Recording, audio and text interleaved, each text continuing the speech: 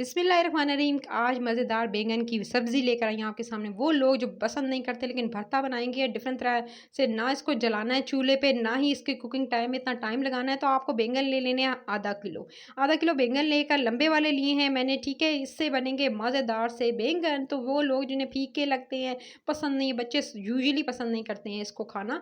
तो आज बैंगन की सब्ज़ी एकदम चटखारेदार, एकदम पटाखा बनेगी। तो आपने सबसे पहले बैंगन लेकर इसके कट लगाने हैं, ठीक है? इस तरह से कट लगा लीजिएगा और इस तरह से जो छुरी की मदद से इसको जो है वो कट लगाते जाएँगे। लंबा-लंबा इसको काट लेना है। काटते हुए आप इस रेसिपी को बनाएँगे तो आपसे हर कोई रेसिपी पूछेगा, भाई किस तरह से बनाएँ? इतने मज़ेदार बनने वाले हैं।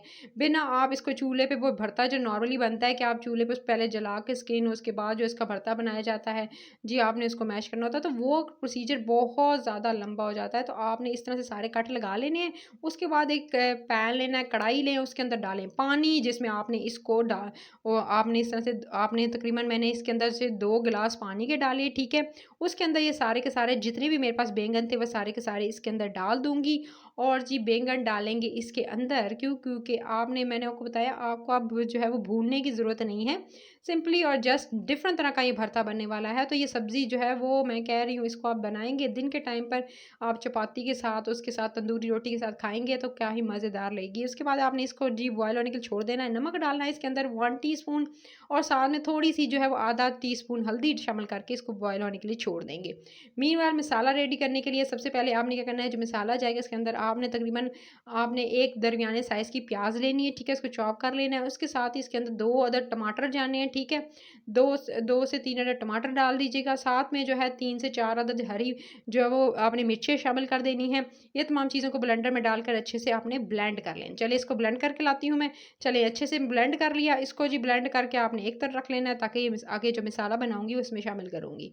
चलें जी, देख सकते हैं कि मेरे अच्छे से जो बैंगन थे वो जो बॉयल हो रहे थे और सॉफ्ट हो रहे थे। जैसे ही बैंगन सॉफ्ट हो जाएँगे, आप देख सकते हैं बिल्कुल अच्छे से बॉयल हो चुके थे। फिर आपने क्या करना है, इनकी एक तो डंडियाँ रिमूव कर लेनी है, और दूसरा इसका पानी जो है आपने निकाल देना है। जी पानी मैंने अच्छे से निकाल लिया था और इसकी डंडियाँ जो थी वो रिमूव कर ली थी।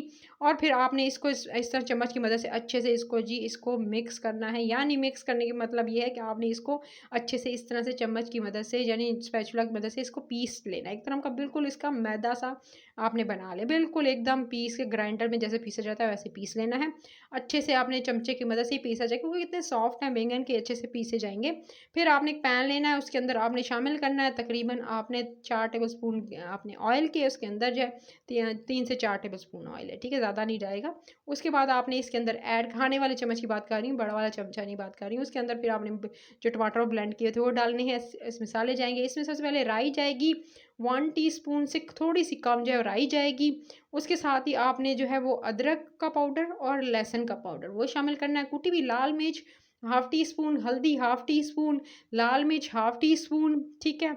और इसके साथ ही आपने जो है वो थोड़ा-सा सॉल्ट आपने इसके अंदर ऐड करना है, हस्बे ज़ायक़ा, यानी हाफ़ टी स्पून ऐड करके अच्छा-सा आपने मसाला रेडी करना है।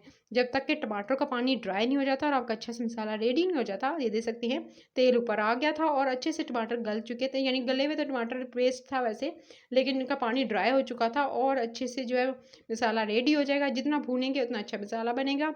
तो चलें जी, मसाला जब वो अच्छे से बन चुका और तेल ऊपर आ चुका, तो अब आपने जो है इस अच्छे से बने हुए मसाले के अंदर जो पेस्ट बनाया था आपने बैंगन का, वो इसके अंदर शामिल कर देंगे।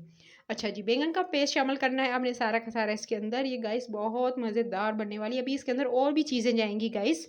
को और एकदम चटखारा बनाने के लिए इसके अंदर और क्या चीज़ जाएगी वो मैं आपको बाद में बताती हूँ गाइस। अच्छा जी, चलें इसके अंदर सारा का सारा आपने डाल देना है, पेस्ट यानी बनाया था जो आपने मिक्सचर सारा इसके अंदर ऐड करके फिर आपने जी अब आपने इसको अच्छे से भूनना है। क्यों? क्योंकि इसको आप जितना भूनेंगे उतना अच्छा और मज़ेदार सा ये आपका बैंगन का जो है मज़ेदार सी यूनिक सी सब्ज़ी बनेगी। तो ये भरता डिफरेंट तरह का भरता बनने वाला है, तो ये सब्ज़ी को तो आप ज़रूर बनाइएगा गाइस, क्योंकि जितनी डिफरेंट रेसिपीज़ होती हैं उतनी आप इंजॉय करें। डेली जो है बनाया करें तो घर वाले भी खुश होंगे, क्योंकि एक तरह की चीज़ खा खा के हर वक्त तंग आ जाते हैं। तो कुछ डिफरेंट तरह से बनाएंगे तो जो नहीं भी खाते वो भी इसको खाएंगे। तो अच्छे से पक रहा था, ठीक है? इसको आप पकने देंगे, इसको तकरीबन 7 से 8 मिनट पकने पकने देंगे। जैसे ही पक जाएगा इसके अंदर आपने जो है वो इमली का रस ऐड कर देना। इमली का रस जो है वो तकरीबन आधा कप इमली का रस मैंने इसके अंदर ऐड किया और इसको मज़ीद पकाया। इसको मज़ीद आपने पकाना है तो इसको आप कुकिंग टाइम इसका तकरीबन जो है वो तकरीबन दे देंगे। तेज़ आँच पे मैंने इसको कुक कर किया था जल्दी-जल्दी, ताकि अच्छे से जो है वो इमली का पानी ड्राई हो, और क्योंकि पहले से मैं इसे पहले ड्राई करके लेकर आई थी अच्छे से पका कर आपके सामने। तो जब मसाला इस तरह से बन जाए और अच्छे से तेल ऊपर आ जाए और जो है वो तेल छोड़ने लगे साइडों से, तो इसका मतलब है कि आपका जो है वो मज़ेदार से बैंगन रेडी हैं। अब आपने क्या करना है, इसको जो है इसके ऊपर आपने कसूरी मेथी जो है वो थोड़ी-सी हाथों से मसल कर डालनी है और इसको किसी भी सर्विंग बाउल में निकाल लीजिएगा। चपाती के साथ, नान के साथ इसको एन्जॉय कीजिएगा। तो लंच की मज़ेदार सी रेसिपी रेडी है। रेसिपी पसंद आई है तो रेसिपी कर चैनल को सब्सक्राइब कर लें, लाइक करें, शेयर करें, अपना ख़्याल रखें और इसको बनाना भी है। टेक केयर, अल्लाह निगहबान।